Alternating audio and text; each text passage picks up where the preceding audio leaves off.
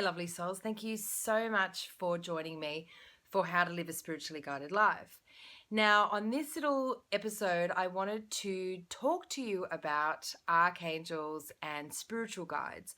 Often people will ask me, well, who are the archangels and who are spiritual guides? Now, the archangels are one of the 9 choirs of angels, and their purpose and intention is to oversee the human beings.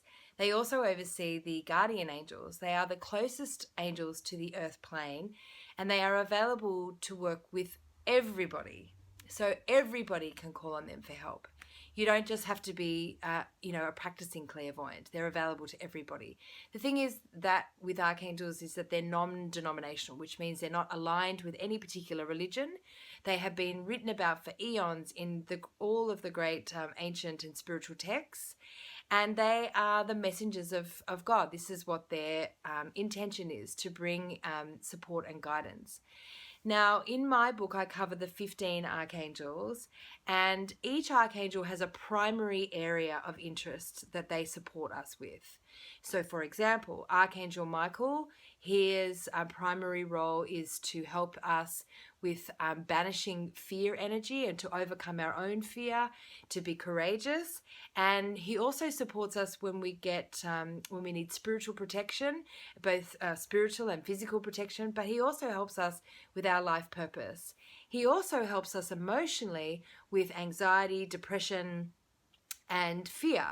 So each archangel has a primary area. So his is clearing and protecting space and energy, negative energy, fear-based energy. But then he has all of these sub areas and emotional, spiritual, and life areas that he supports us with. And that goes for all of the archangels.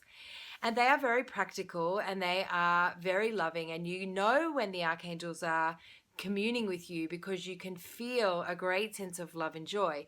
An archangel will never, ever, ever make you feel fearful or worried or concerned or scared in any way. They will only ever bring you messages of love and joy, and they will bring you messages of the truth, which may be a little confronting, but never, ever fearful.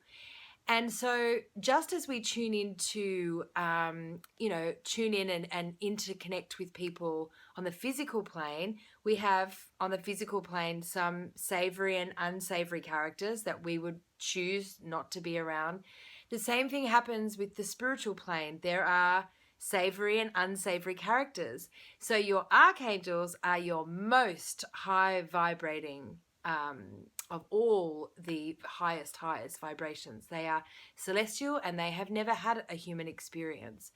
So they are my first point of call for embarking on living a spiritually guided life, because they provide you with such a deeply loving and fearless way of exploring your spirituality and exploring this idea of being spiritually guided. Now, your spiritual guides, in my experience, are always someone that you have known or experienced before. So a loved one that's passed over. So either your grandparent or a mother, a father, an aunt, an uncle, it's someone, a child even, anybody that you feel that you have known. And primarily spiritual guides are family members. So they remain in that spiritual space, guiding you in your life and objectively giving you the support that you need. And generally, from my experience, spiritual guides are family members, and I think that's initially a great place to start when you're opening up to living a spiritually guided life, because it's a safe bet. You're connecting in with an energy of your loved ones that you know, love, and care about you and would always have your best intentions.